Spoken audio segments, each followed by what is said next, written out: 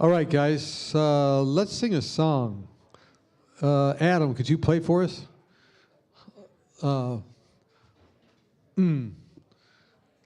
Let's sing When I Can Read My Title Clear to Mansions in the Sky.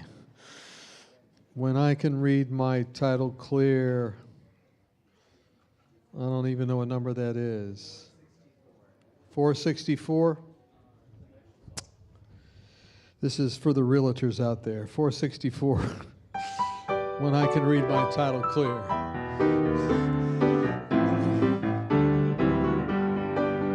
When I can read my title clear to mansions in the sky,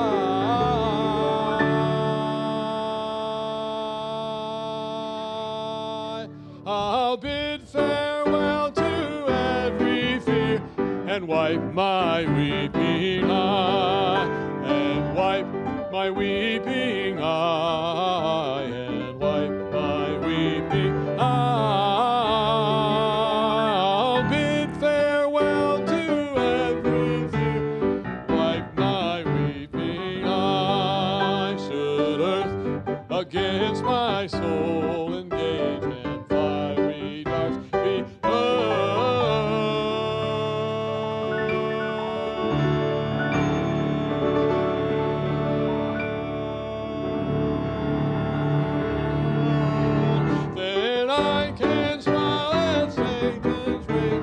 face a frowning world, and face a frowning world, and face a frowning world. Then I can smile as Satan's reign and face a frowning world. Let cares a wild deluge come and start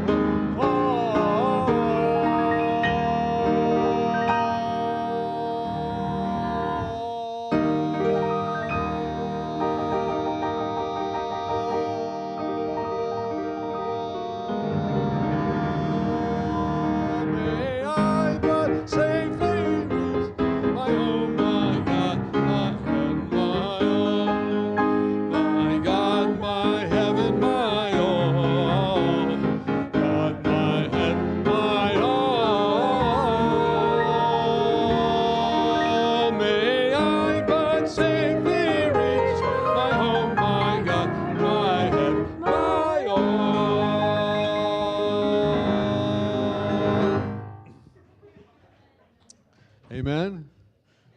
Amen. Well, it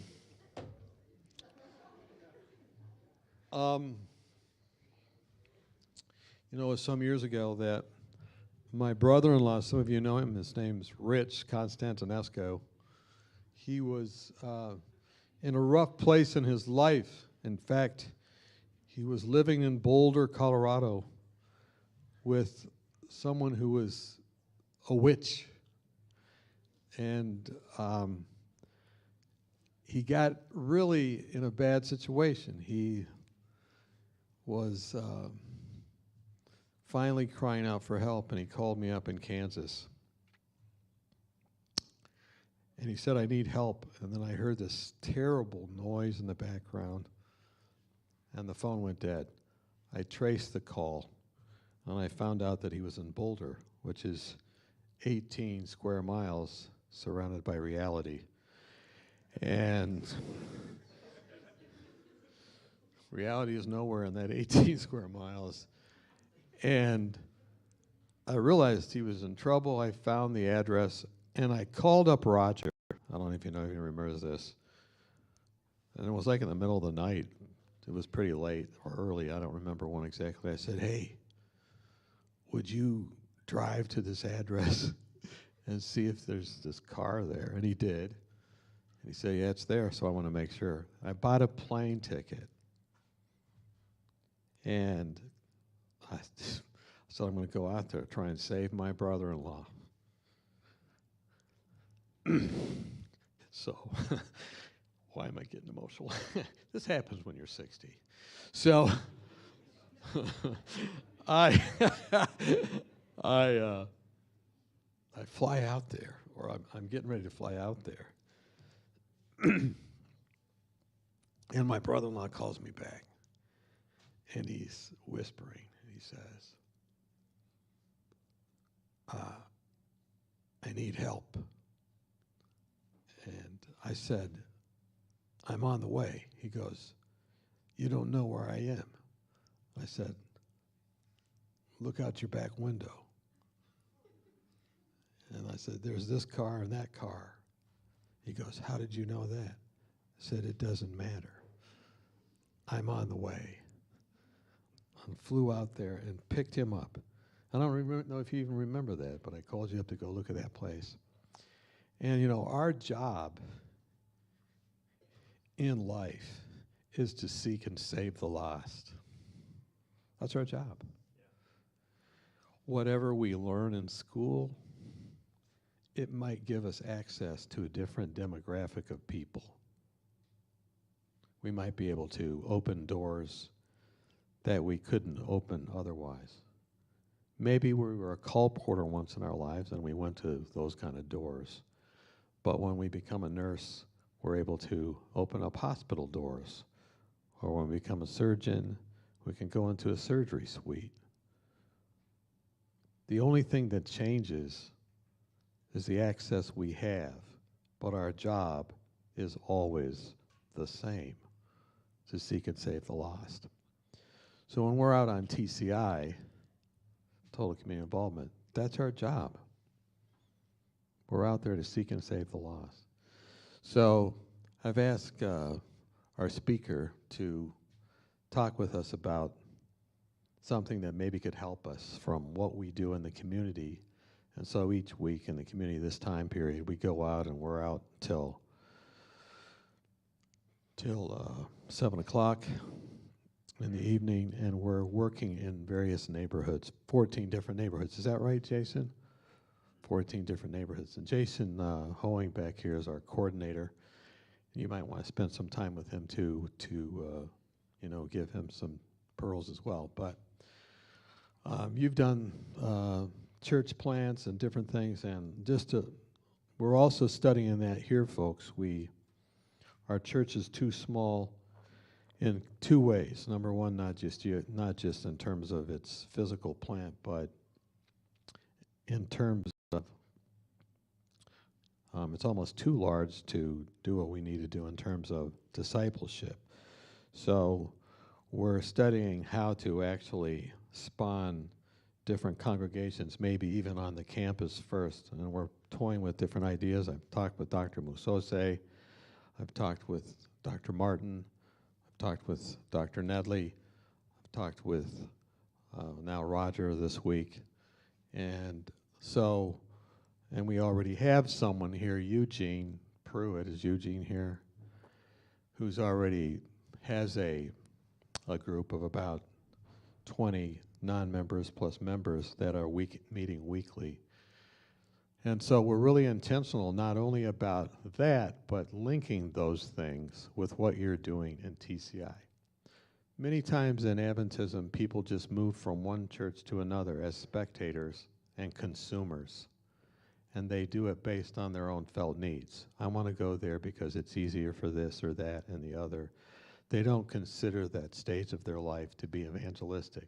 But every stage of life is evangelistic. When I was having kids with my wife, not myself alone, but when we were having kids, we won people that were having kids in our birthing class. 2 of them joined the church. Babies were great witnessing tools. You just take them around, oh, the cute little baby. And it led to witnessing right there. So there's no section of life, it's just like those doors, where you should not be thinking, how is this going to lead someone to the Lord? And in school, same thing. You don't say, I'll wait till I get out of school to be a witness. Forget it. You have that mentality, you'll never be a witness. So it's now and Pastor Roger's going to help us with some concepts today, so I'm excited to hear what you have to say.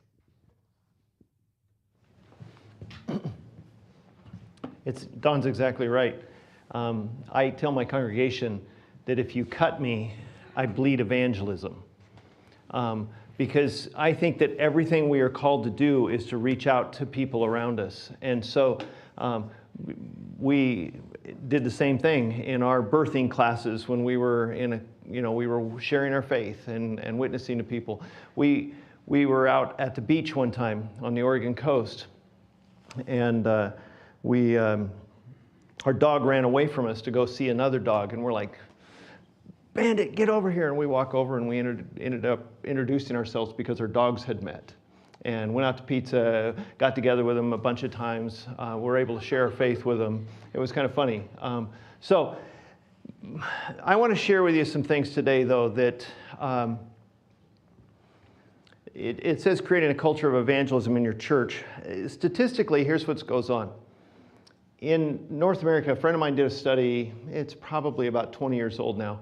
But he did a study over a 20-year span of the North American conferences and churches.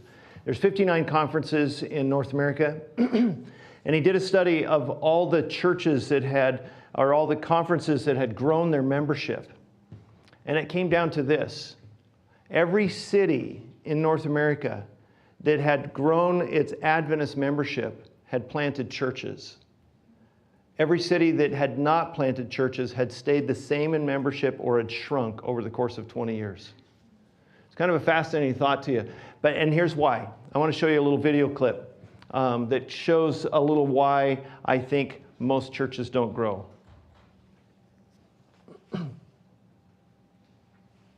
Well, do we got sound?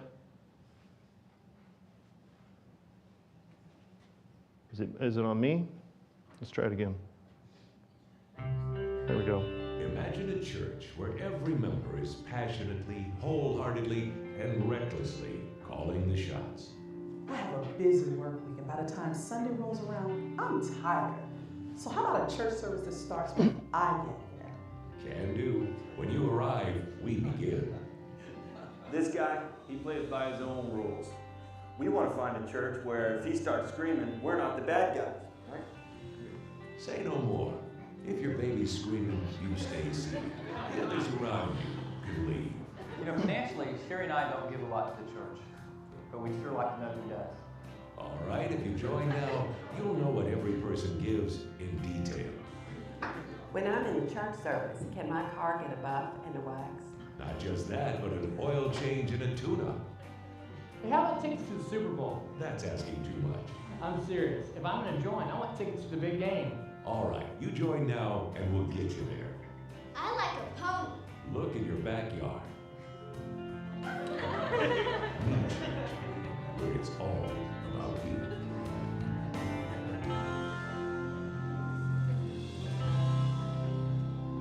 The whole thought of church. Most people, what do they say? How did you like church today? Oh, I heard a good sermon, or I heard good music. That's not what it's about, right? It's not about whether we like it or not. But here's the deal. I want you to understand some concepts today as we talk a little bit about churches, because when you talk about God, I told you a little bit last night. When I grew up, I didn't know anything about God. I went to public school until I was in the 7th grade. And when I was in 6th grade, I can remember my teacher teaching us about evolution. And I came home and I was all excited to tell my dad, "Dad, did you know we came from Cro-Magnon man and, Neanderthal man, and I did all these things, and I had these battles with these huge rocks, and, and my dad's like, "That's not how it happened." I'm like, "What?" He says, "No, we were created by God." Both of my parents were raised Seventh-day Adventists, but they'd left out of high school. By the time I came around, they hadn't been to church in over 20 years. And I said, "Oh, created by God, okay." My dad obviously knows more than any other teacher I've ever met in my whole life. He's my dad. He knows everything. So I just believed him. I didn't know anything. But like I said last night, the only time I heard the term Jesus Christ was in a swear word. I didn't know what grace was, didn't know what salvation was, didn't know what church was. I'd been to church maybe 2 times in my whole life. And I can remember one time, they passed out a snack in these little cups and a little cracker, and I couldn't have any. And I thought, I don't want any part of this group. They won't even share their snacks with me. I can remember the other time I was at church, went with my grandma, and all these little old ladies would walk around saying, I remember you when you were, and I'm like, I don't even know who you are. I don't know what this is all about. And then in the middle of church service, these doors open up, and there's this curtain. And I'm like, oh, we're going to have a puppet show. And the curtain's open, and there's two people standing there with these blue robes on. And all of a sudden, one of them pushes the other one underwater, and then the curtains go shut again. And I'm like, what was that about? I had no idea what was even going on. Now, after I became a pastor, we had a lady in our church. She'd been coming for 2 years. And she asks me one day, Raj, who is Alan B. White? I'm like, for crying out loud, you've been coming for 2 years and you think it's Alan, not Ellen?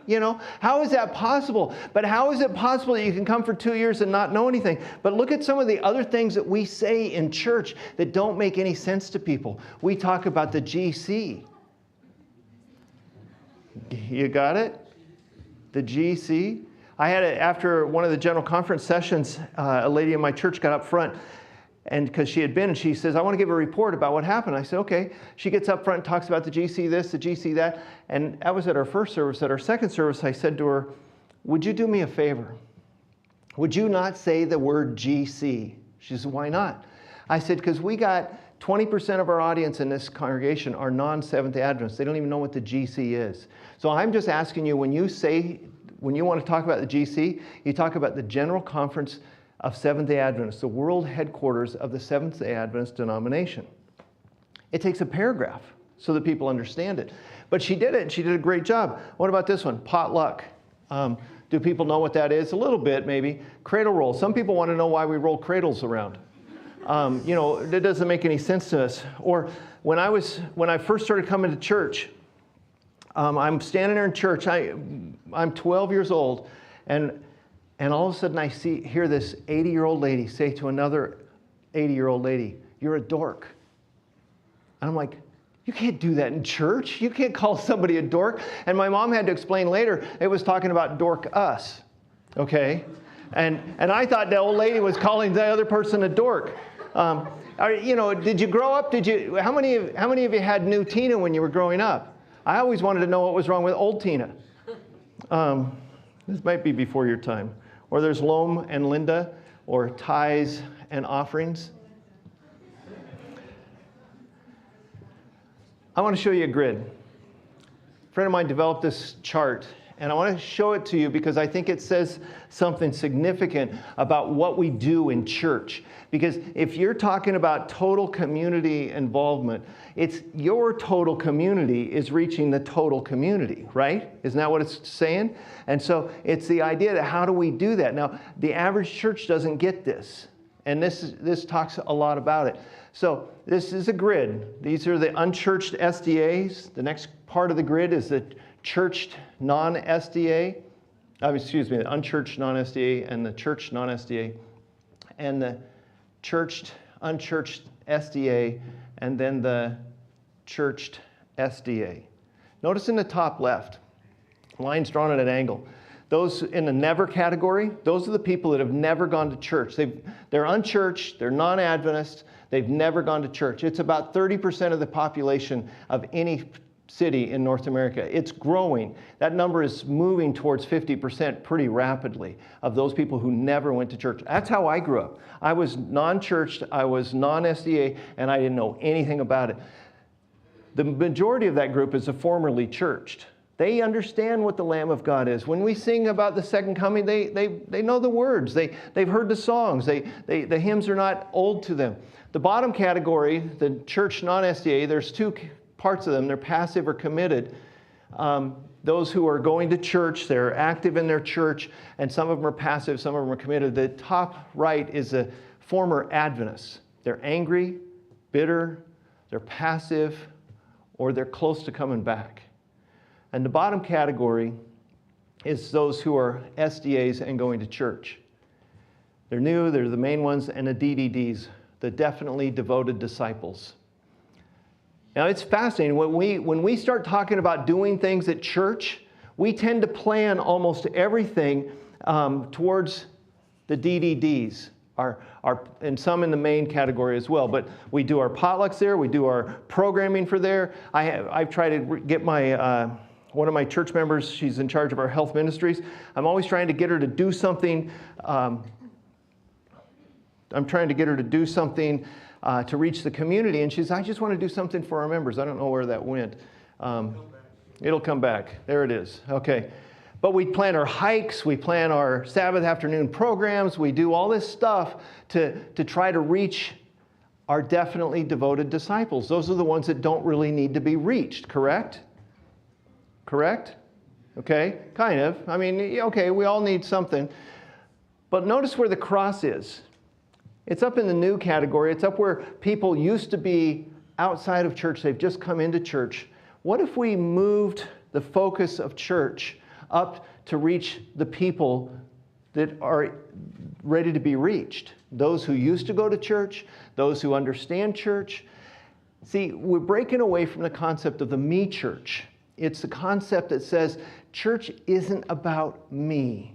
Church isn't about entertaining me. It's about trying to speak in a language that people understand. And so I just want to, I want you to understand something, that the average Seventh-day Adventist Christian, after they've been coming to church for 3 years, they have almost no non-Adventist friends anymore.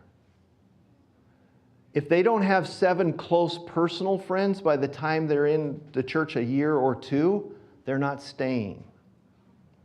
What would it be like if we designed church where we're trying to involve the total community? That's what church planting is about.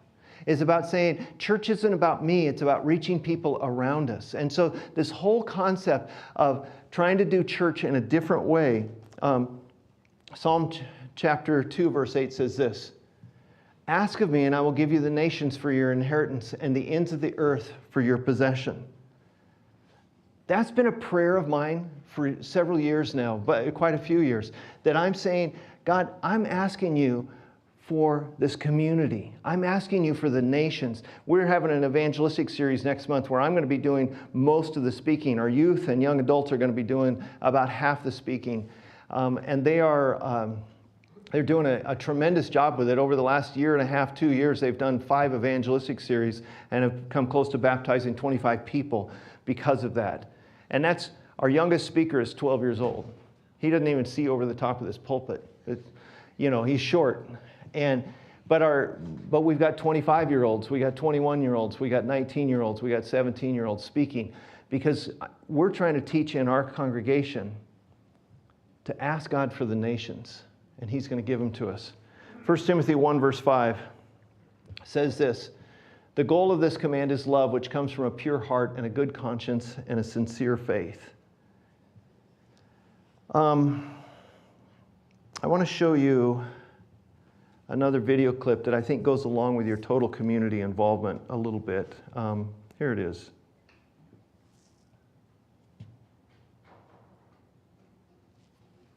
No sound though. Let's back up. All right, here we go. Here we go.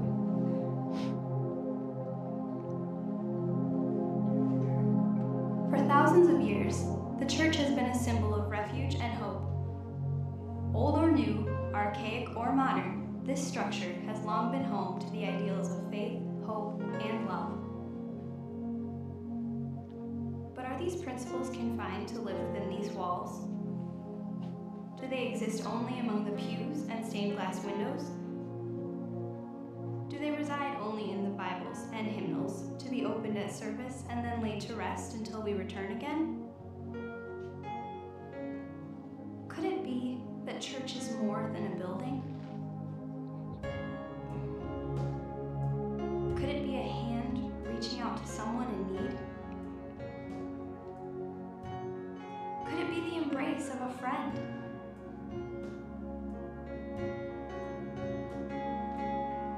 Or could it be a random act of kindness?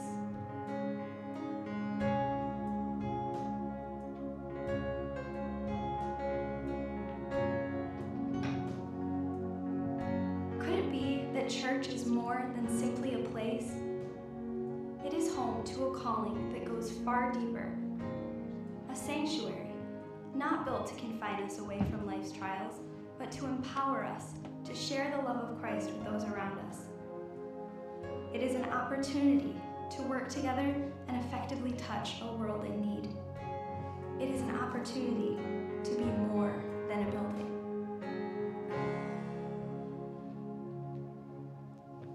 Now that goes right along with your TCI, where you're out serving in the community. It goes with the logo here on the podium. It's the idea of out being in the community and serving in the community. When I was in Colorado, my father-in-law became a pastor. I tell him he's the rookie because he became a pastor. He was a pastor for about 12 years before he retired. And when we went to visit him, they live in Michigan, he says, would you get up front and just tell us a little bit about what you're doing in Colorado? So we got up front, talked a little bit about church planting. It was 5-7 minutes kind of testimony kind of thing. And I sat down and went to potluck afterwards, and we sat down at a table, and this guy sits down across the table from me, and he says, I want to talk to you. And he says, I want to know what's the difference. I said, what do you mean, what's the difference? He says, we planted a church about the same time you did. He says, how big is your church? I said, we're running about 270 in attendance. And he says, that's amazing. He says, my church is running at 30. And he says, we can't get over it. And I asked him some questions, and when he answered the questions, I said, well, now I know why you're not growing.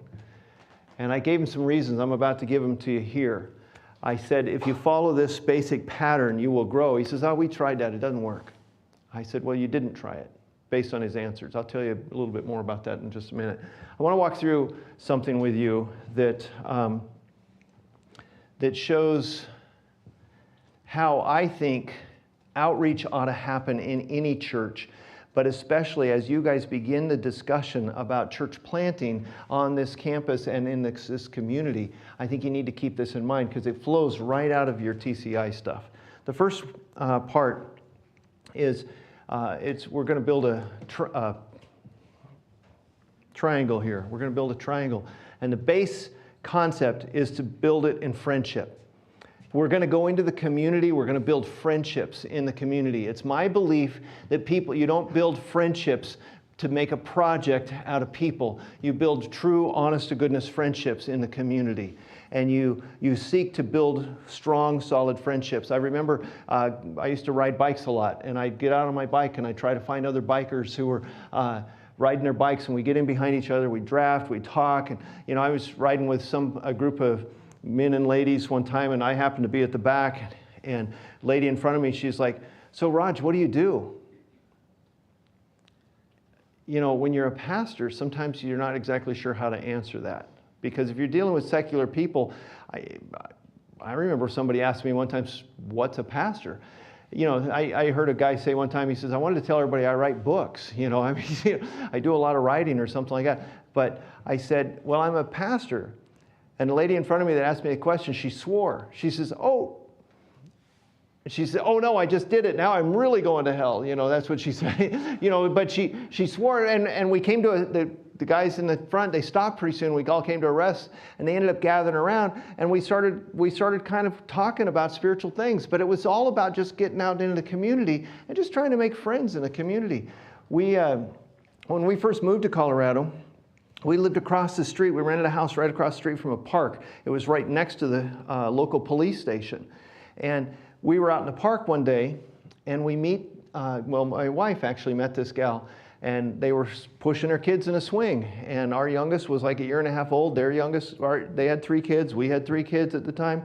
And they just struck up a conversation. A couple days later, that lady calls and she says, hey, would you watch our kids? We have to go to a banquet. We didn't even know these people yet. And yet we said, sure, bring them over. We'll watch the kids.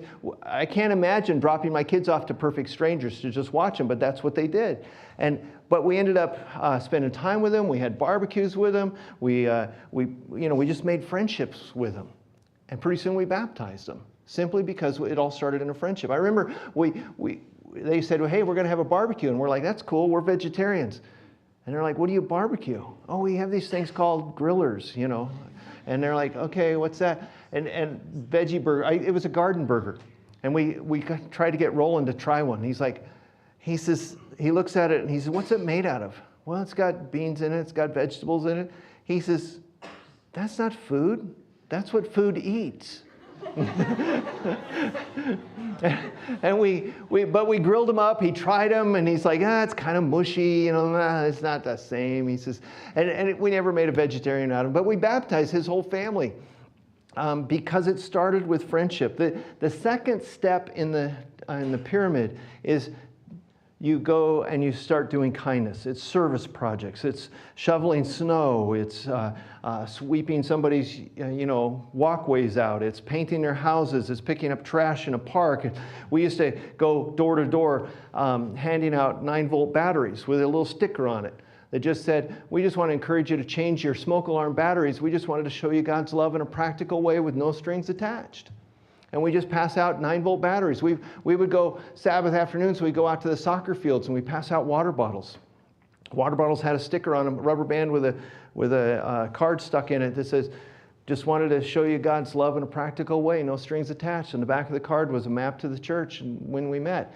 And it was just a way to show kindness in the community. It's service projects. It's getting out, being, in the community and serving. Because the goal of this is that somebody will say, a friend of mine goes to that church down the road. And I notice that they're often out in the community, serving in the community, doing really nice things in the community. We would do all kinds of things. One time we went and washed windshields in Walmart parking lot. We'd take our little squirt bottles and squeegees and rags, and we just wash every windshield in the parking lot. It's a great thing, especially in Colorado when you're into the season of snow and stuff. You get all the slush flying up in your windshields. You know what? In California, you don't get a lot of, I don't know, do you get snow here? No. Anyway, get a lot of dirty windshields. We'd wash the windshields, and again, we left a card that just said, we just wanted to show you God's love in a practical way. No strings attached. Just being out in the community serving, community service projects, that kind of thing. And so the goal, again, is I got a friend that goes to that church, and they're always out doing some nice things. That leads us to the next thing, which is sowing seeds. That's our Signs magazines. It's our Bible studies. It's our, glow tracks, those kinds of things. We do Bible study mailings in the community because we're trying to let people see good literature that's out there, help them to see things that's going, that they can study, that they can read. I can remember as a kid, this older gentleman had a health food store in Portland, and I was just a brand new Adventist, and he was probably in his 70s. I'm 12 years old, and Sabbath afternoons we go out and pass out the book Bible Readings for the Home. We just pass them out on every door. And one day we ran out. We had one more house to go to and no more books. And we're sitting there trying to figure out what to do when we see the guy at the house across the street pick up his book on the front porch, walk out to his garbage can on the edge of the road and throw it away. And my buddy, the 75-year-old man, he says, go get that. And I went and got it and put it on the next house, because the idea of Seventh-day Adventists have some very good materials. DVDs, MP3s, we got good sermons, we got good reading materials, good study materials to pass it out and sow seeds about spiritual things. Again, the goal would be, I got a friend that goes to that church.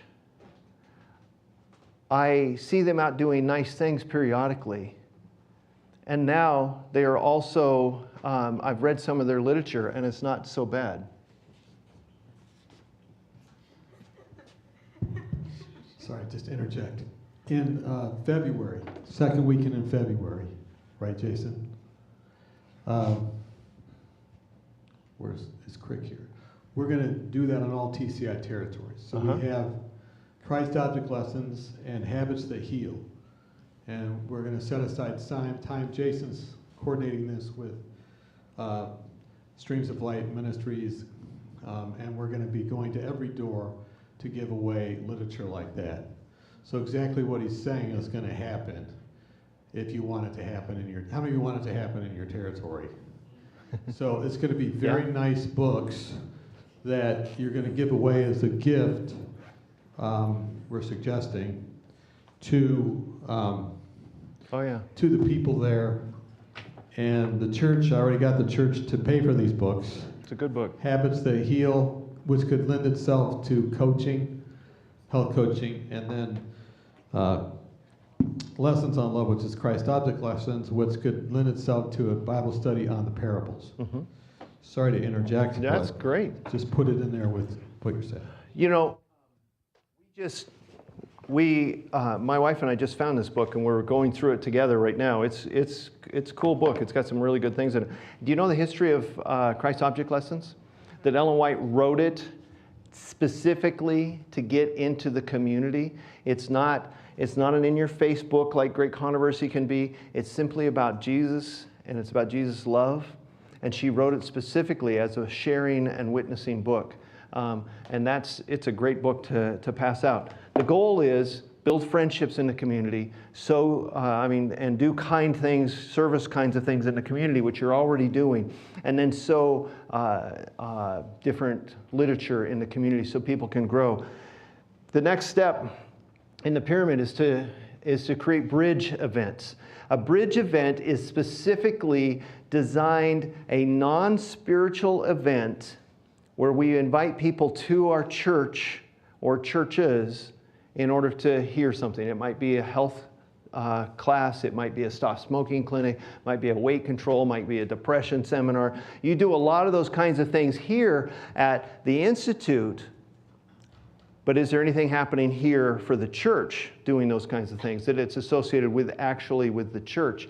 The goal is to get people through the doors of the church, and they're walking around going, you know, the walls aren't falling in, nothing's come crashing down. I came to church today, and it's not a preaching event. It's not an event where we're trying to win souls necessarily. We might still talk about God and health. We might still talk about God and depression. We might still talk about God things, but it's not specifically a religious event where we're trying to get decisions. That comes in a little bit, because then the goal becomes, I got a friend that goes to that church. I see him out serving in the community. In fact, I might have helped them once in a while. And I've read some of their literature, and it's actually kind of challenging and pretty good. And, you know, I went to their financial management class, and it was really good people, which leads us to the next step, which is a reaping seminar and a public evangelistic seminar. See, what we found, this is when I was in Michigan at my father-in-law's church. And the guy says to me, my church isn't growing. We're building friendships. We're serving in the community. We're doing bridge events, and we're not growing. I don't understand what to do. I said, you need to do a public evangelistic series. He said, oh, we tried that. I said, how much did you spend on your evangelistic series, just per chance? He says, we spent $3,000. I said, now I know why it didn't work. He says, what are you talking about? I said, how much do you think a 1957 Chevy cost when it came out in 1957? He said, I have no idea. So I said, I'll tell you, it was $2,800. You could buy a 57 Chevy for $2,800 when it came out. I said, how much could you buy, you know, a brand new Camaro for? He says, $30,000. I said, right, the cost of evangelism has gone up. I said, you can always do Adventist public evangelism for the basic cost of a new car. Now, that sounds like a lot of money to some people, but I said, I won't, at that time, it was a little cheaper than that. I said, I won't do an evangelistic series for less than $25,000. He says, that's a crazy amount of money. I said, maybe, however, I've done the math. Statistically, dollar for dollar, it's the cheapest form of evangelism we do. It's the most cost-effective means of getting decisions for Christ, is public evangelism like we used to do it. Now, I'm a big believer in it. We do 2 series a year at my church. We've gotten the youth involved, the young adults involved. We've gotten adults involved. We sent people off to Africa to do it at times. But here's the deal. If you're building friendships in the community, and people are out there saying, I know Bob, I know Don, I know Jim, I know Sue, I've got a friend that goes to that church. Now, I also see them serving in that church, and I've read some of their literature, and I've been to some of their events. I think I might pay attention to that brochure and go to that prophecy seminar that's coming up. It's almost unbeatable when you stop and think about how to bring people to God. Most churches do the friendship thing. They do the kindness thing. They do the sowing thing, and they do the bridge thing. And then they back up and they do the friendship, kindness, sowing, bridge event. And they back up, friendship, kindness. And at some point in time, we have to call people to a decision. Public evangelism is the only thing within the Seventh-day Adventist Church that is designed to get decisions for Christ. There is nothing else out there. We get decisions in Bible studies, but it's not, we haven't often trained people to do that. We get decisions from a bridge event occasionally. People say, I'm going to start going to that church. I kind of like it. But it's not common. Public evangelism is the single most thing that is designed to get a decision. From there, we try to keep them, obviously. And what we have found is there's a number of things that help keep people, and we can talk about that at some level if you'd like to. There's a number of things that help. I want to throw out the Great Commission to you, though. Jesus says, all authority in heaven and on earth has been given to me. Therefore, go and make disciples of all nations, baptizing them in the name of the Father and the Son and the Holy Spirit, teaching them to obey everything I have commanded you. And remember, I am with you always to the end of the age. The whole process of reaching people comes to culmination with the decision for Christ. And that's when we baptize people. That's when we help them make those decisions.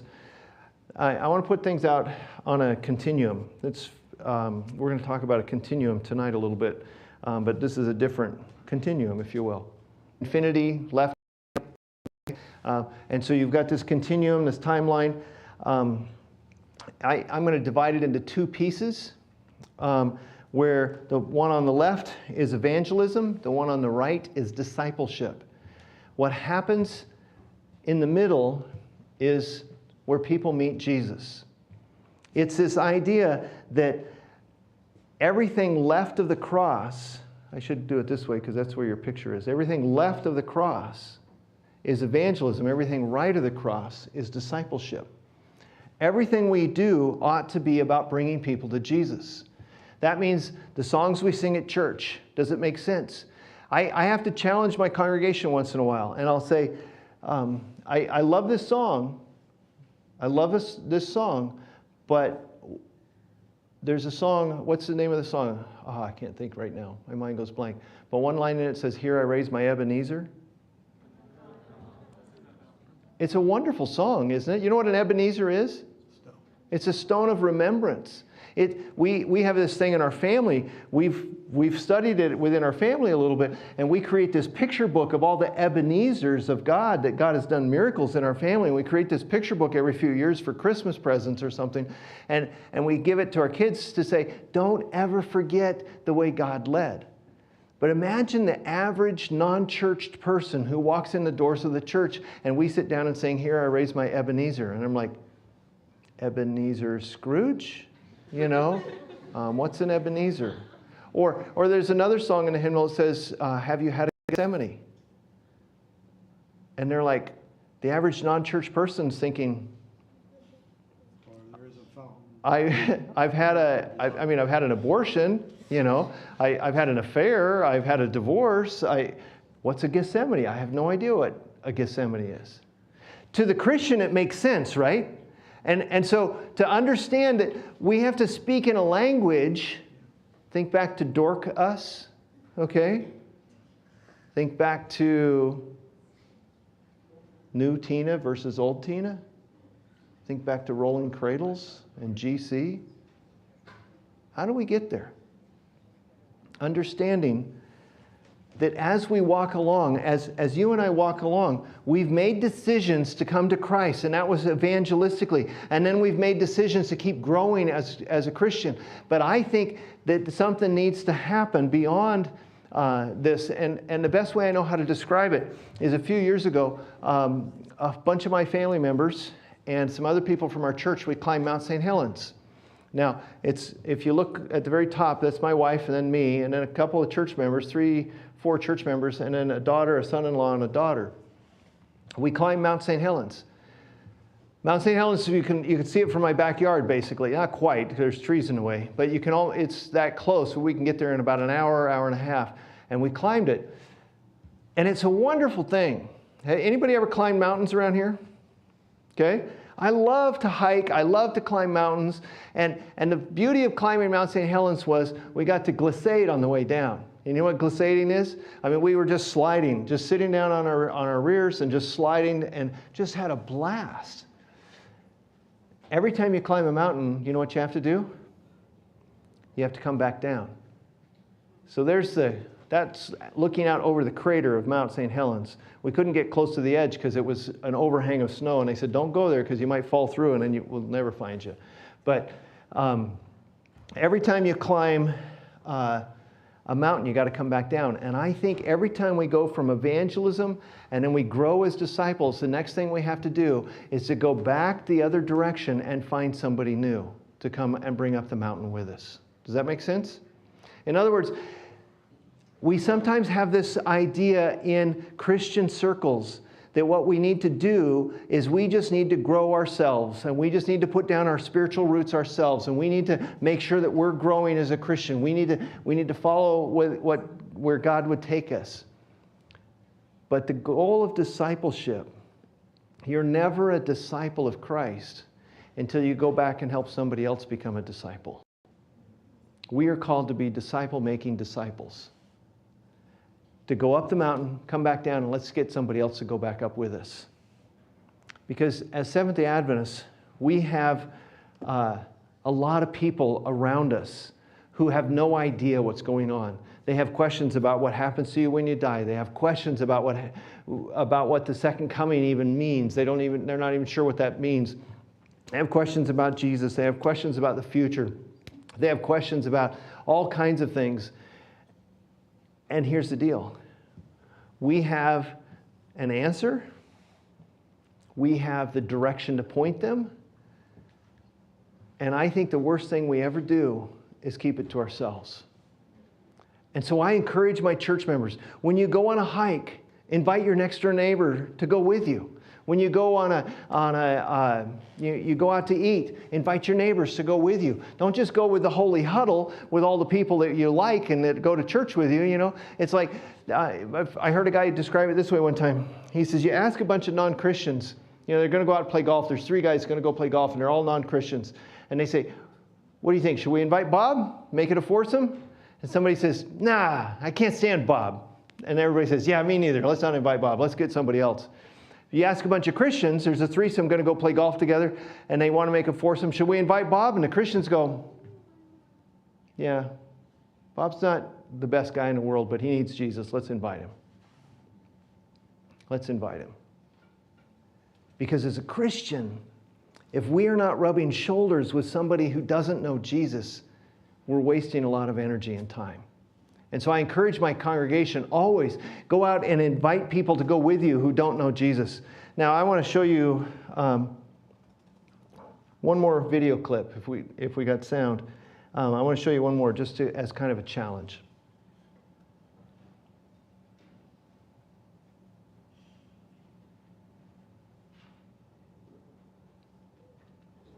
Maybe.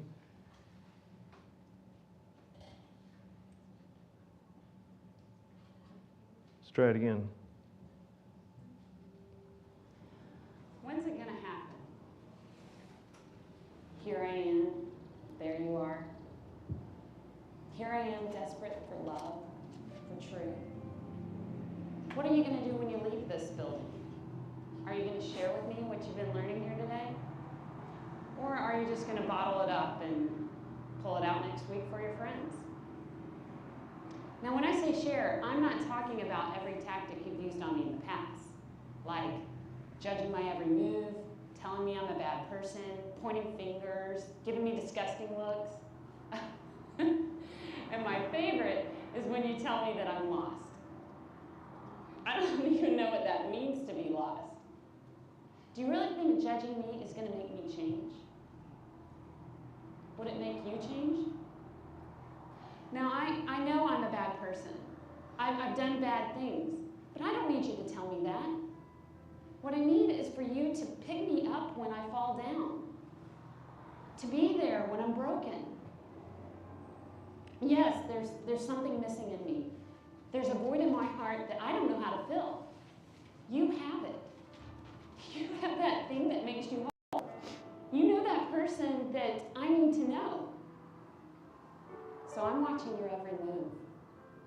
I'm watching where you go and what you say and do. Because I'm desperate for something real. I need something genuine. To know that there's something more here than this. I mean, this can't be it, really. And I think you know that. Listen to me. I need you. I need you to be here for me. I need you to walk out right now, ready and willing to do whatever it takes. It may not be comfortable. It may not be easy. But I need you to show me love. No matter the cost, show me what unconditional love really looks like. Stop telling me about this God of yours and show me who he really is. Honestly, I'll probably resist you. I'll probably argue with you and laugh at you.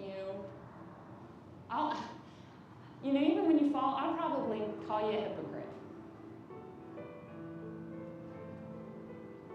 But don't give up on me.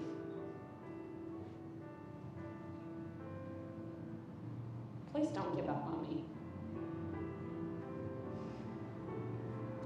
So I'm going to ask you, when's it going to happen?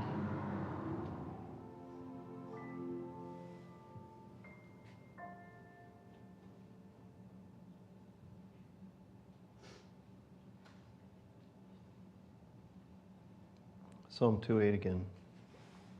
Ask of me, and I will give you the nations for your inheritance, the ends of the earth for your possession. Are you familiar with, is it a magic act, Penn and Teller? Are you familiar with Penn and Teller a little bit? The guy Penn, he's an atheist. He has famously said something, though. He says, what kind of selfishness, I'm paraphrasing, what kind of selfishness does it take that if you think I am lost and going to burn in hell forever, that you won't share your faith with me? Spoken from an atheist. We don't believe in an eternally burning hell. But God is calling us to do something significant. Listen, when I church planted, I was given the concept that's from the Kevin Costner movie, If You Build It, They'll Come. I've never seen the movie, but it's about Field of Dreams, I think is what it was called. If you build a baseball diamond, people will come and people will play baseball, and that's what the whole movie is supposedly about. And I was told basically that if you build the church and you do it right, people will just flock to church. And we went for 3 years. We grew, when we started the church, our first service had 63 people at it, and we grew to 100 almost overnight with Adventists. So there was 5 or 7 other churches in the area, and we basically took some Adventists from those other churches, and we grew to about 100 almost overnight. And we stayed there for 3 years. We just sat still. We would occasionally baptize somebody, but somebody else would move away. We stayed basically at 100. And I sat in my living room one night with my leadership team. There was about 15 or 20 of us in the room. And I said, we spent enough money on buying equipment. We bought a projector. Back then, to have a large venue projection equipment was like $10,000. We spent $10,000 on a projector just so we could project the slides and songs and that kind of stuff. We spent $10,000 on it. I mean, you can get much better equipment today for a lot less money. But we spent a lot of money on sound equipment, on microphones and whatever else. And I said, can we stop spending money on equipment? Can we stop spending money on ourselves? Can we stop spending money on trying to make us do what we do better? I said, we have $70,000 in the bank. Can we bet the farm on reaching lost people? Let's do everything we can from this point forward to spend the rest of the money we have to reach lost people. We've been going for 3 years and we haven't grown. And there was some impetus behind us from the conference who was saying, if you don't start growing, we're going to put you into a district and you're going to have 2 or 3 churches. And nobody wants that. We wanted to have our own church. We wanted to see it grow enough. And so we said, okay, let's do it. And the next week I got a phone call from an evangelist by the name of Dan Bensinger. And he says, I hear you might be interested in doing an evangelistic series. I said, let me get back to you. And I went to my core leaders, which were 3 guys we met every week. My office was in a Borders bookstore coffee shop. And we met around the table. And that's where we made all the decisions we met every week. And I went to them and I said, this guy wants to do a public evangelistic series for us. And I said, I think it's the right thing to do. And to the other 3 people, they all said, 5 nights a week. We don't really like those 5 nights a week things. And all the beasts and no, we don't want to do it. I went home and Gail says to me, what'd they say? I said, they said no. She says, we have to do this. I said, I know. I went back the next week and I said, I know you guys said no last week. I'm saying today that we are doing it. And they looked at me and said, well, if you think so, Raj, we'll do it. And so we called Dan Bensinger in, and the only place to rent, because we didn't have our own facility, the only place to rent for a church building was the Civic Center. The Civic Center housed 800 people. We're like, we're not going to get 800 people out to an evangelistic series. No, I'm sorry. It housed, it was about 950, I think close to 1,000 people is what it housed. But it had a main level of 750, and it had 2 balconies that added it up to about 1,100, I think is what it was.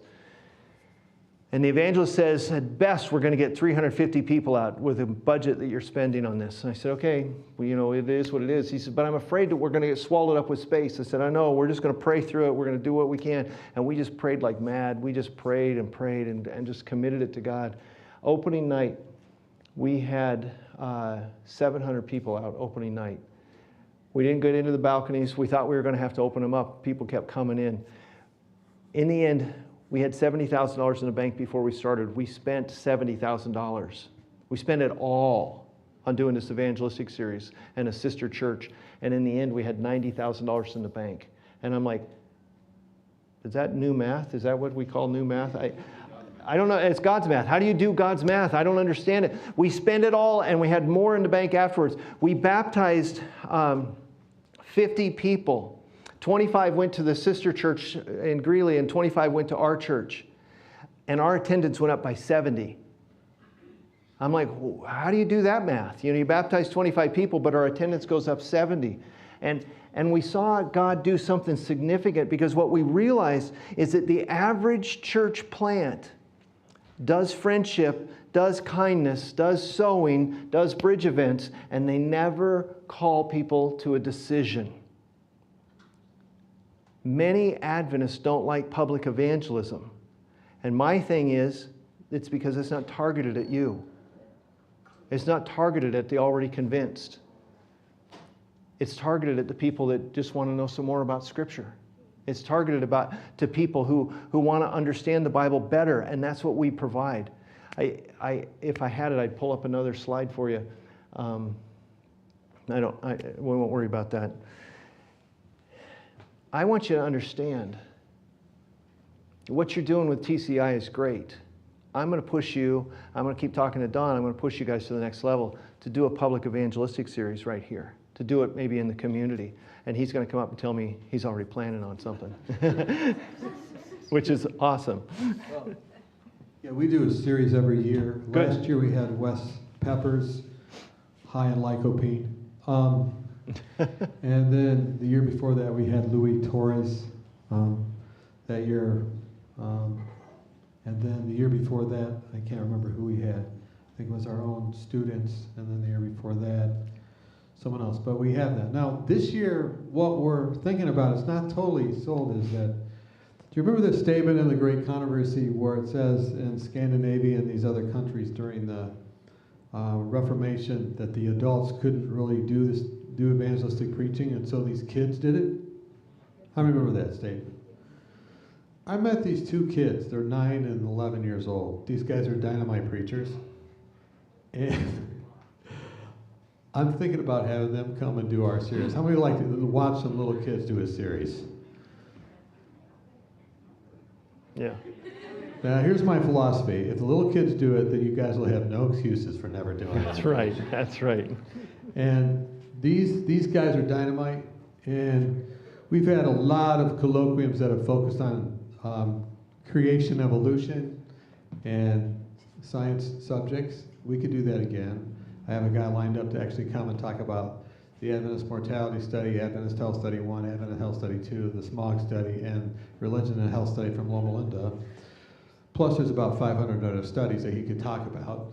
But I talked to Carolyn Ramirez in the back, and I said, what about doing something that would focus on our education degree, our psychology degree, and that kind of stuff. And this is the idea of reaching young minds with the gospel, using young minds to reach young minds. But we kind of support them. What do you guys think of that idea, by the way? How many think that'd be a good idea? Yeah. How many of you have people in your communities, the TCI communities, that have kids? What about if we figured out a way to reach all those families with kids and try to get them to come to this meeting? What about that? So that's what we're thinking about this time around. And if you have any feedback for me on that, then let me know. But we want to roll that maybe into colloquium. So our colloquium weekend plus our leading up to it, that seems to be the only week that's really kind of uncluttered with other things here. And so that's what we're working on. But I totally agree with Pastor Roger that Pastor Walter, that we have to relentlessly have decision making. We have, I counted up once. How many New Start programs are there a year here on campus? 13? Is that right? 12? Who's telling me this? How many New Start programs do we have a year here on campus? 12? And then we have 8 depression recovery, so that's 20. Those are 20 evangelistic campaigns a year, if they're done correctly. And we normally have baptized between 50 and 100 people a year here, but we need to have actually a better turnaround with people from the community. We have 40,000 people a year that come to our clinic, and those people are within a walking distance of all of us, and they come to us. So reaching them, being more effective in what we're doing as a part of our discipleship and evangelism, because part of discipleship is evangelism, as Pastor Walter just said. So pray for that. We're going to see how this goes with Jason and TCI doing this weekend, getting literature out in the communities, but I could see us doing something for kids too. They have a book in here about, heroes. I can't remember the name of it, but it's, what's it called? Story Time, Real Heroes. How many of you have ever read those? How many of you have sold those? Okay, so you guys know all about that. But identifying the young people, what if we really focused in on that? And we identify the kids, and those are all young families. And so that's what we're focusing on this year, Roger. So that makes sense? Yep, good. Okay. I'm done. Okay. Has this been a blessing today? Does it give you some things to think about on your TCI teams? You're going to have to implement this within your own groups and your own kind of milieu and fight in your own armor to reach your parts of the community. But we're trying to, Jason and myself and the others, we're trying to give you some tools, some ways to get into the community and kick it up so that you not only can be serving, but sharing, the gospel as a part of your serving this semester. And I'm excited about what's going to happen. Just 2 quick stories. While I was here, I got a phone call. I answered it because the guy called me 3 times. Did you see me answer the phone and get up and go into the back? And the phone call was, there was a guy in the hospital at Auburn Faith who had one of your nursing students take care of them. And they really connected with that nursing student. They're going to go home now on hospice. They're going to die. But they're requesting that student come and visit them at their house. And the person that called me said, I believe they're ready to make a decision for God. They realize their life's coming to an end. How many are thankful for the nursing program that's reaching people in the hospital? And I'm going to be contacting that nursing student right after this meeting and probably go visiting that person. So God is making a difference through you already. I want to see and hear more of those stories. Another one. I do counseling on the phone, usually early in the morning before most of you get up. I'll counsel people on the East Coast from about 5 o'clock till 8 o'clock, because then I don't get in trouble with my wife, who says you do too much stuff outside the family, right? So I'm outside with my headphones on, walking in the wilderness. But I was counseling this time, this week. This guy said to me, what do you do with doubts? And, I talked to him and asked him, what was going on. I texted him the chapter from Steps to Christ, what to do with doubt.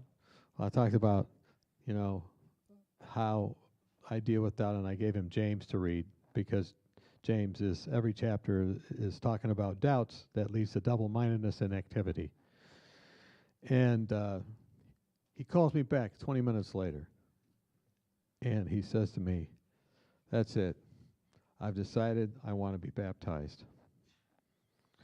And I was like, what? He says, that's it. This is my problem. I've got to, because I explained to him that, this connection. I've got to go forward.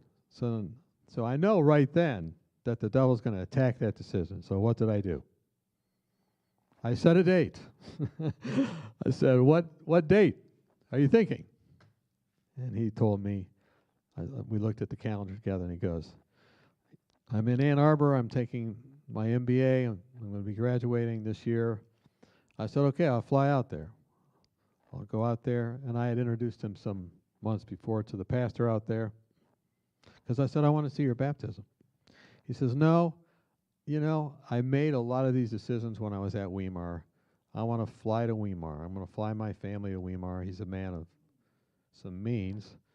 His family owns a company that employs 400 people. It's a software company. And he made his decision.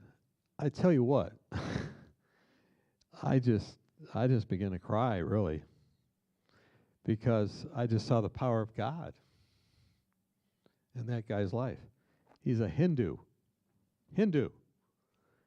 He had never heard about Christianity before he came to this place in any formal way. And now, 2 years later, through just ongoing contact and phone and coaching and stuff, he's made his decision. There's really nothing like that.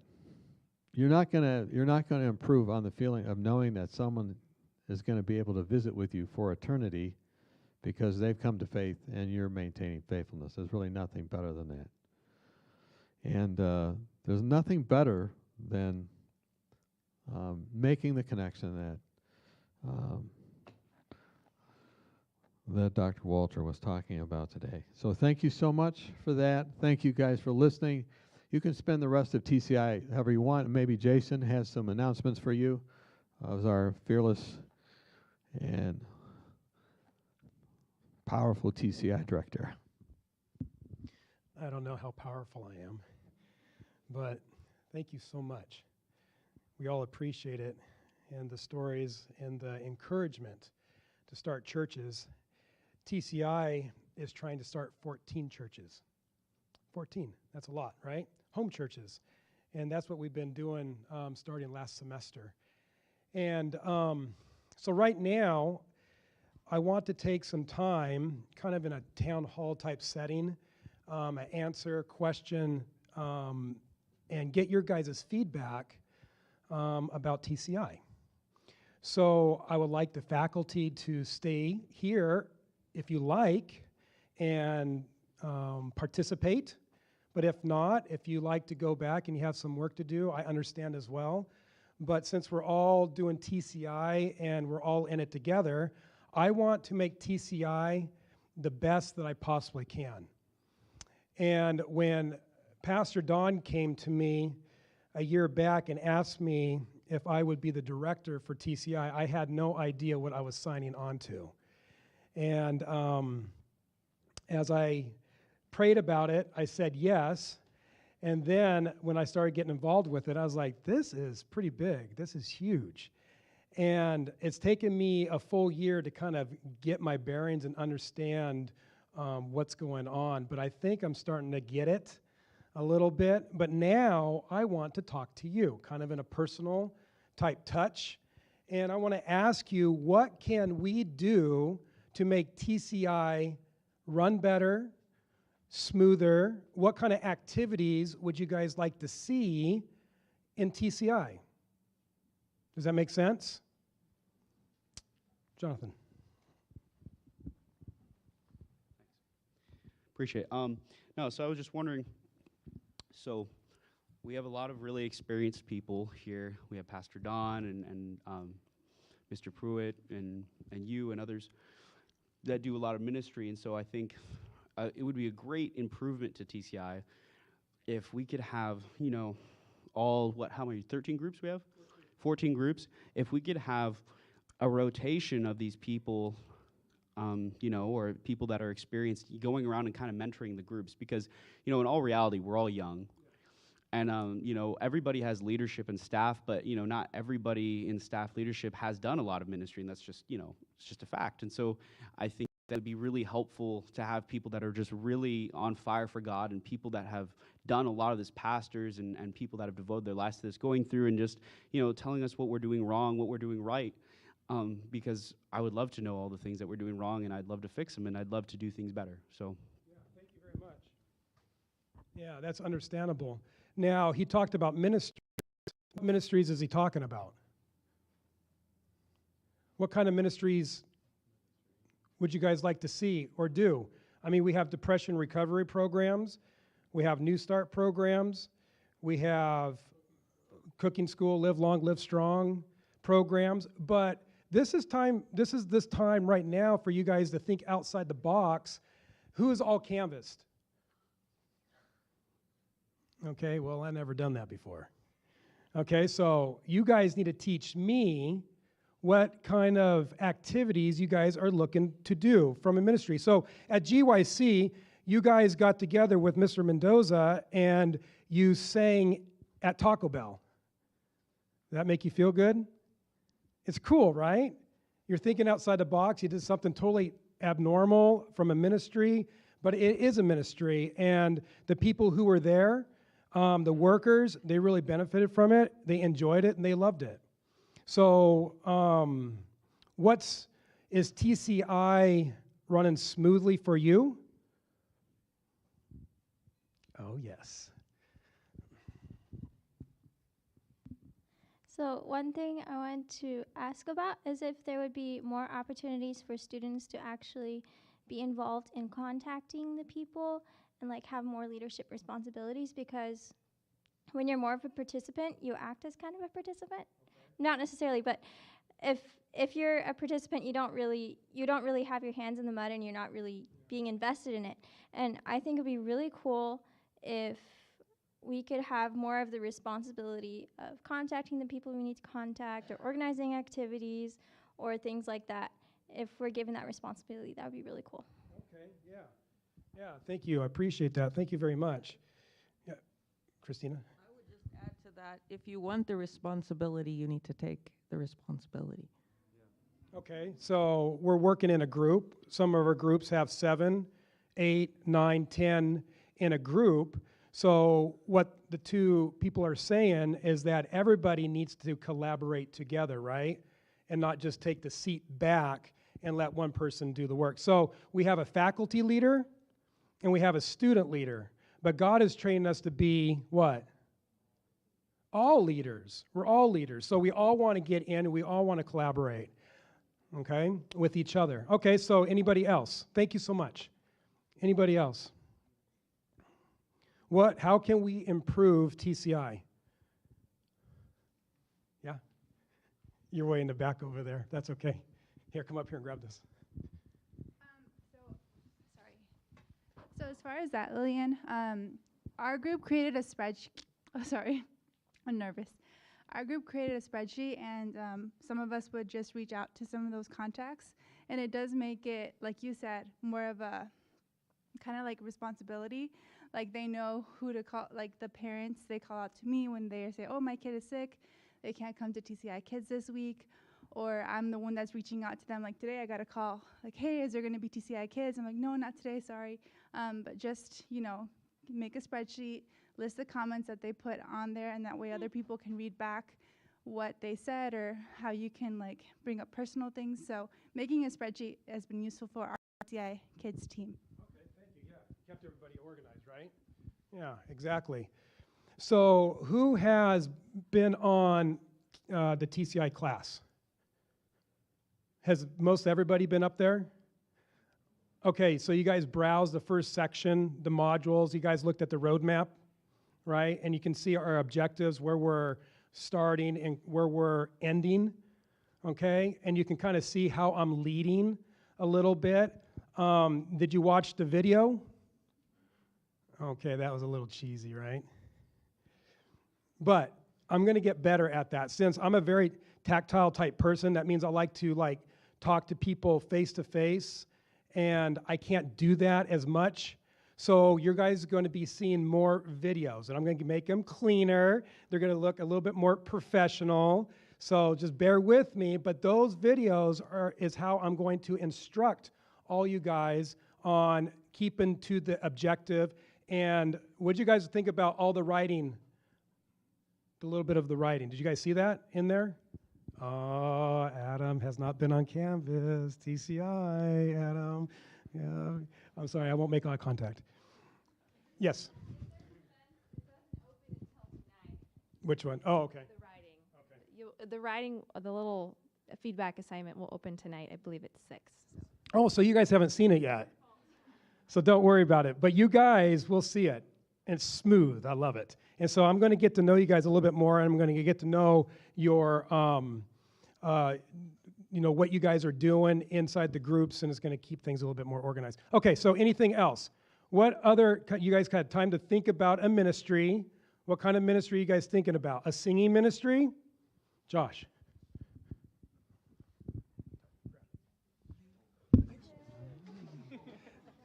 So I haven't really thought about the ministry specific part, but I was kind of agreeing with Lillian that I know in the past we've had the staff in charge that have led the group, but with the new model it might be nice if we could maybe have the staff more leading the students or guiding them in how to lead.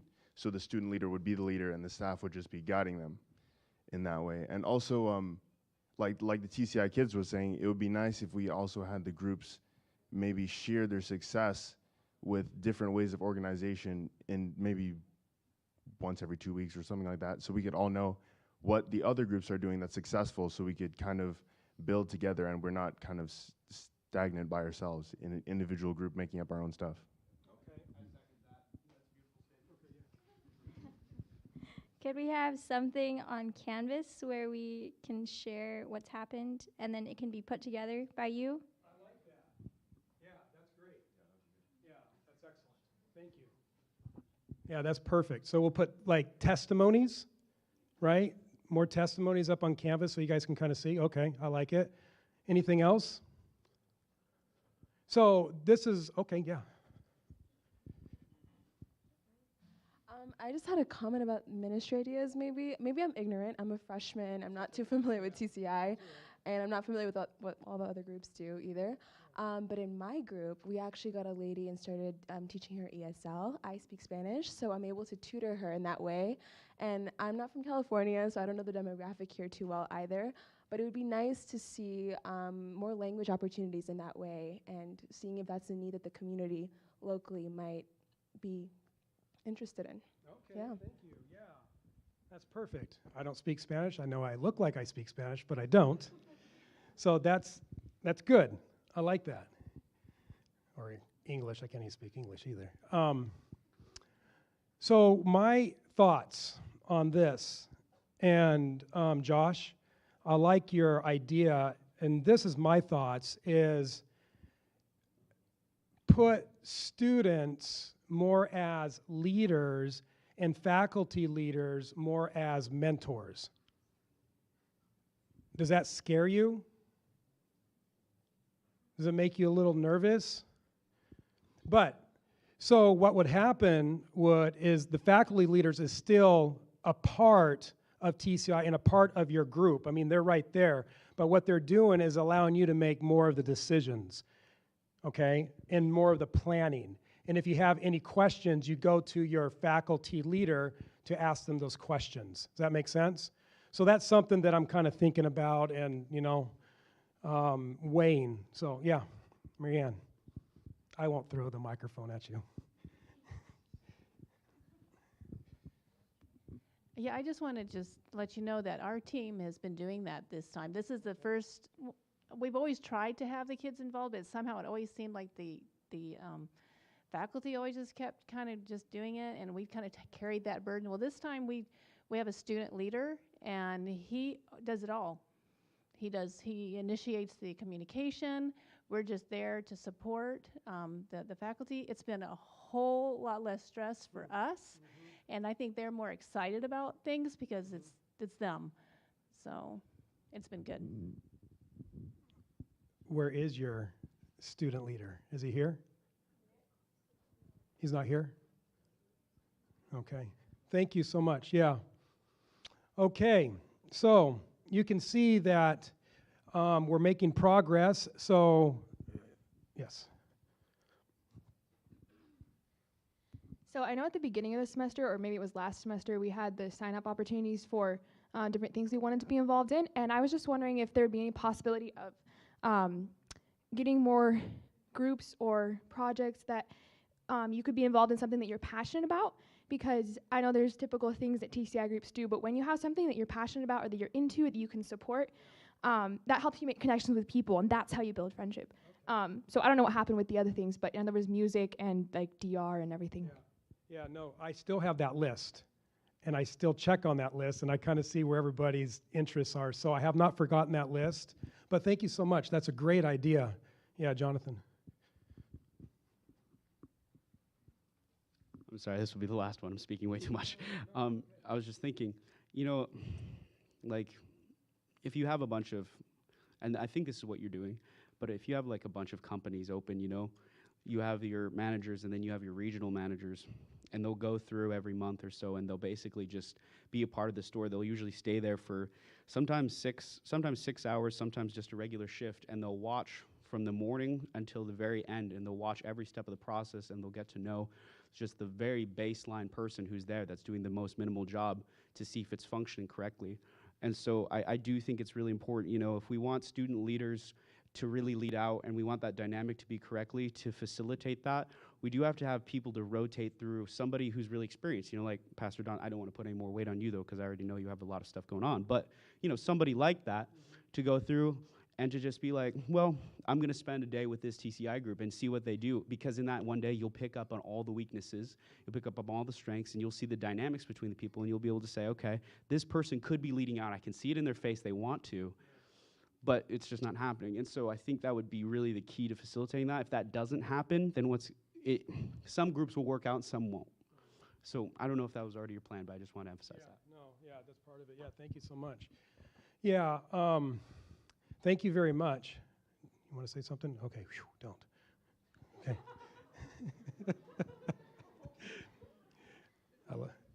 I didn't mean to say it like that, Pastor Don. So TCI, total community involvement, is a passion that I have, way long time ago before I even came to Weimar. I didn't even know what TCI is even about. And I remember, I think I told this story long time ago, but when you were talking about, like, you know, you use that little symbol of cutting your, you know, yourself, and you bleed evangelism. You know, that's kind of me too. When I prep my sermons, I'm always thinking about who my audience is. I'm thinking about who I need to be talking to. I love evangelism. And I remember when I was younger, and you have to forgive me because I was spiritually young, so I was raised in a Seventh-day Adventist home, but I wasn't a true Christian until 2000. I had to really go into the fundamental beliefs and what I truly believe. And I tell you what, when I figured it out for myself, I was so on fire for Jesus, and my friend was on fire for Jesus, and we wanted to share our love for Jesus to the whole world. And we really didn't know how to do that. But we were so full of enthusiasm that we got a hold of some 3ABN pamphlets and some survey cards, and we were longboarding back then, you know, those big old skateboards. And we were longboarding from house to house down in downtown Boise. And we were going door to door telling people about Bible studies and the 3ABN message, the Adventist message, the love of Jesus. We had doors slammed in our faces, but we giggle about that. We go to the next door and people be receptive. And you know, we got so many Bible studies, a lot of Bible studies from that enthusiasm. And when you are enthusiastic about TCI, because that's basically, it's the evangelism organization, you're going out into the community and you're sharing with people the love of Jesus. And when you're enthusiastic about it, people will see that. You don't really have to say too many words, but when they see your enthusiasm for Jesus, it transforms their lives. My wife came into the Adventist church. She was a Quaker, and I told that little bit of that story, and she was looking for truth. She found me, and we met each other at the hospital, and she asked me what my faith was. I told her about the Sabbath. She didn't know what that was. And then she asked a little bit more about it, and I said, if I tell you more about it, it's going to change your whole life. It's changed her whole life so much that we're married now. We have 3 girls, you know. But do you know who is watching us? It's her side of the family. Her side of the family was watching us. We didn't say much to them, but the first person who came into the Seventh-day Adventist Church just by watching us is her grandma, which is 90-something years old right now, right? And she is the biggest evangelist that I know. She loves the Adventist message. All the pamphlets that we may I don't know, but we may take for granted, she eats this stuff up and she sends it to her grandkids all over the place and her kids and anybody she is in contact with. But do you know who else came in after that just by watching? Her daughter. Her daughter came into the Seventh-day Adventist Church just by watching, and Pastor Don baptized her over here at Mount Moses Rock. It's an amazing story. But do you know something else? Just keep on going. My wife's dad, they're divorced, and he's he's just not doing things that he should be doing, right? And he's starting to be more receptive to the Seventh-day Adventist message. And he's starting to get closer into our faith.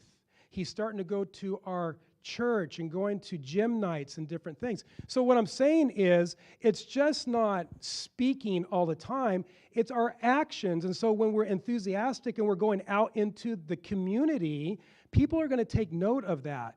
And so I really want to analyze, how do I make TCI strong? You see what I'm saying? How do I make it smooth? I know the devil's after TCI. I know the devil does not want this to happen at all. And I'm praying.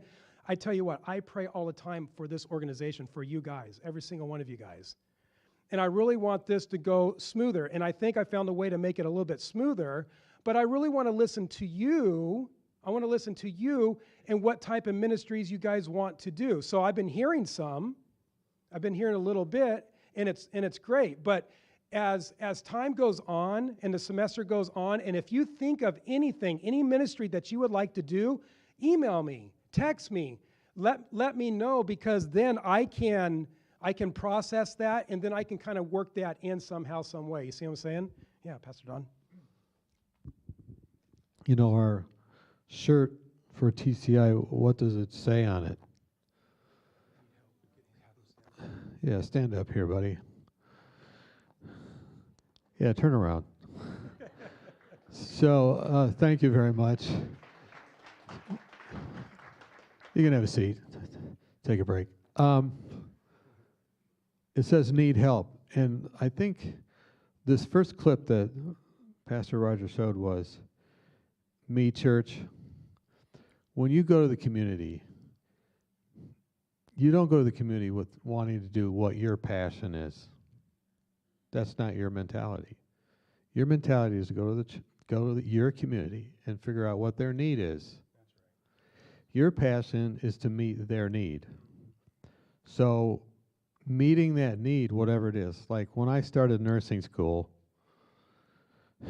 foundations of nursing, they taught about how to do bedpans and fracture pans. And I was like, what?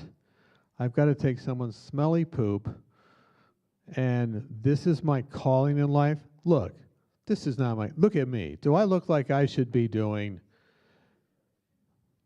poop removal?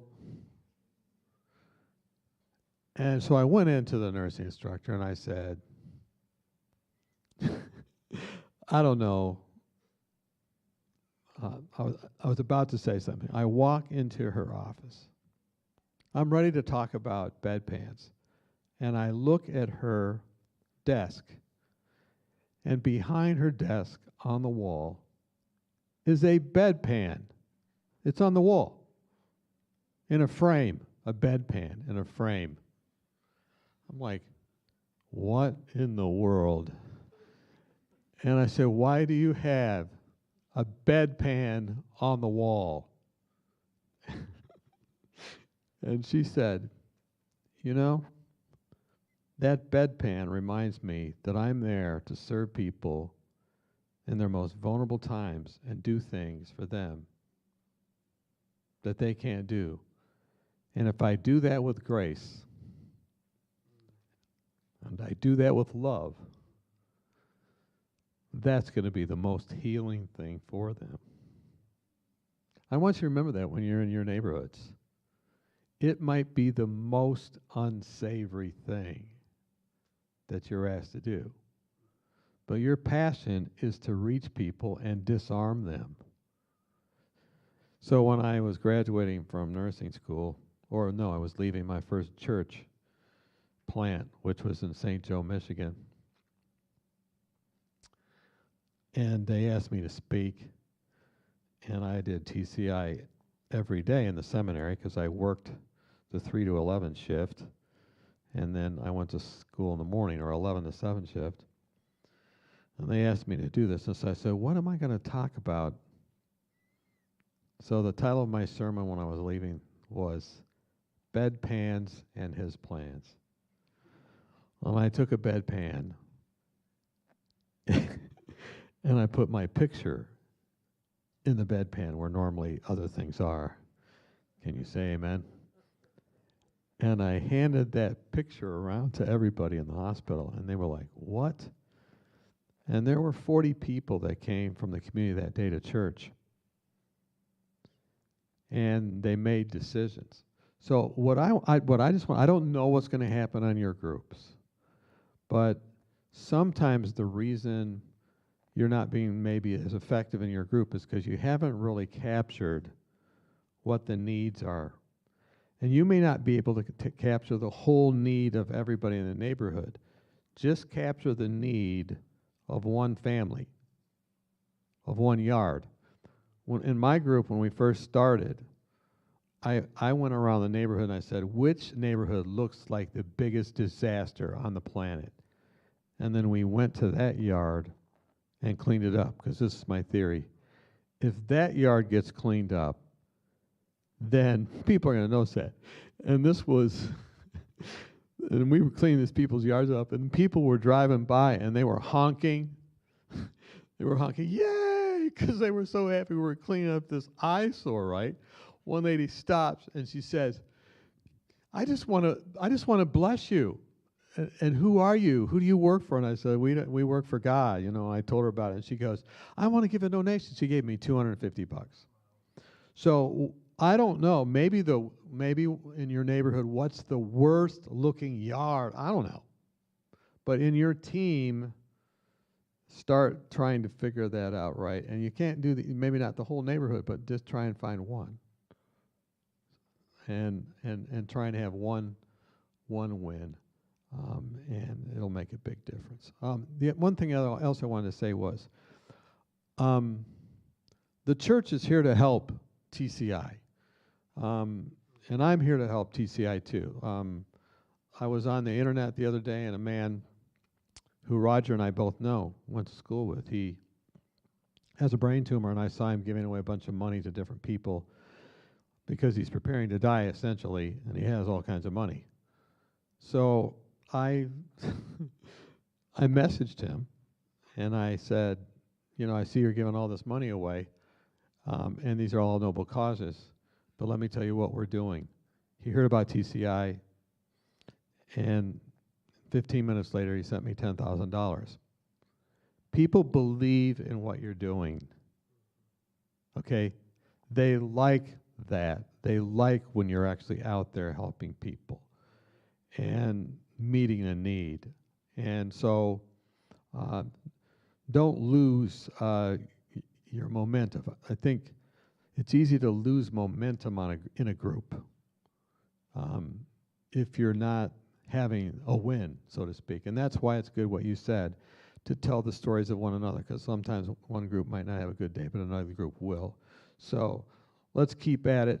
The other thing about the church is, I'm trying to say, how do we meld canvassing, TCI, and work study in a way that maybe some students could actually spend more hours than TCI time working in the field? Who are Gideon's band that really love this kind of thing, and how can the church support them?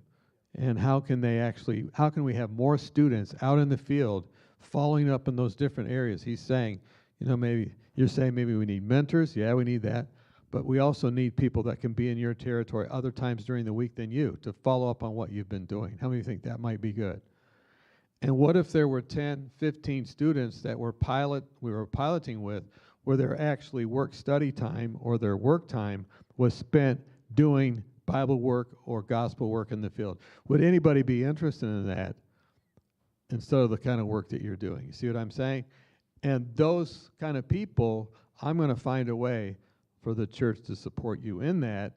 What I'd like to see is a combination of church supporting you and also canvassing during the breaks and different things, where people could actually figure out how to pay half or more of their tuition by doing actual gospel work. How many would like to have an idea where you could actually work your way through school by bringing souls to the kingdom? So pray for us on that, because that's what I'm wanting to see happen. I want to see that happen because, man, there's nothing like that. And if that's the goal of life, if you can experience it while you're here, that's what we're trying to figure out. So thank you, Jason, for everything you're doing, and thank you guys as well. And I just want to say that as I'm transitioning more to work more fully with the church and the community, I'm going to be working on some of these very things that you mentioned as well. Yeah, thank you so much. Okay, so we're going to finish it up right now, but you guys understand, so think about some activities and some ministries as we go forth. And is there any last questions? Okay, well, let's stand up and get to, oh, wait, Lillian. Sorry about that. I just have one question actually for Pastor Roger. I was wondering, what is the retention rate in your churches after you grow your churches?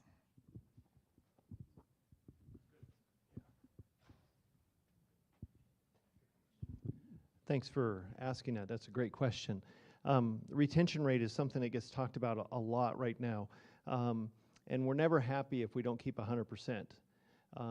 I listened to Jose Cortez Jr. He's the ministerial guy that's in charge of evangelism in the NAD one day, talking about retention. And he says the statistics across North America are about 60%. That we're keeping about 60% of our people that we baptize across North America. And he was bemoaning that and complaining about it and said we should be doing better. And I went to him, and it may be an analogy you may not know anything about or not, but I said, Jose, do you play baseball? He says, yeah. I said, if you got a hit 60% of the time, would you make the Hall of Fame? He says, oh, I get what you're saying. I said, we'd like to keep 100%. 60% is pretty good. The Hall of Famers are batting 270, 300 at best, so it's double or better.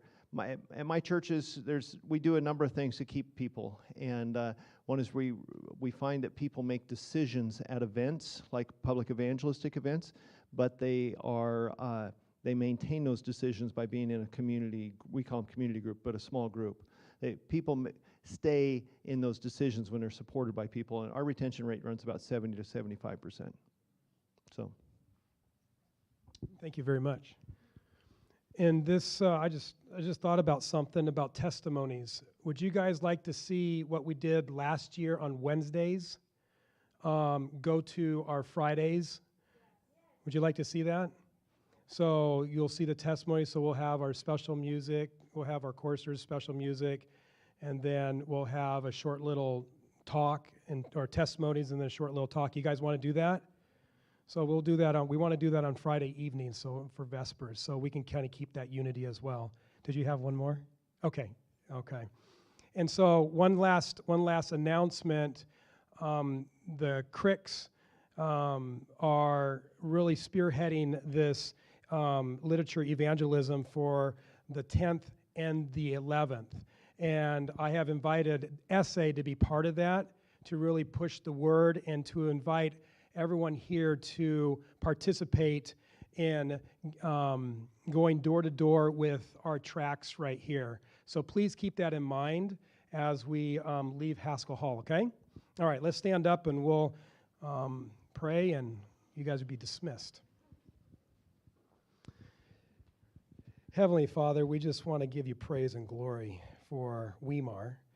We thank you so much for what this institute, this university stands for. We want to ask, Father, that you be with all the instructors, the professors, the staff, the pastor, and everybody that makes this happen over here, Lord. I ask for a special blessing, your Holy Spirit to be upon this organization, TCI, Lord, in a special way. We do want to plant churches, Lord. We want to plant 14, 15, 16 little churches all in our communities, Lord. And I ask for a special help with this. Give us drive. Give us enthusiasm, excitement, Lord, for working for you. And I ask this in the powerful name of Jesus. Amen. You guys are dismissed.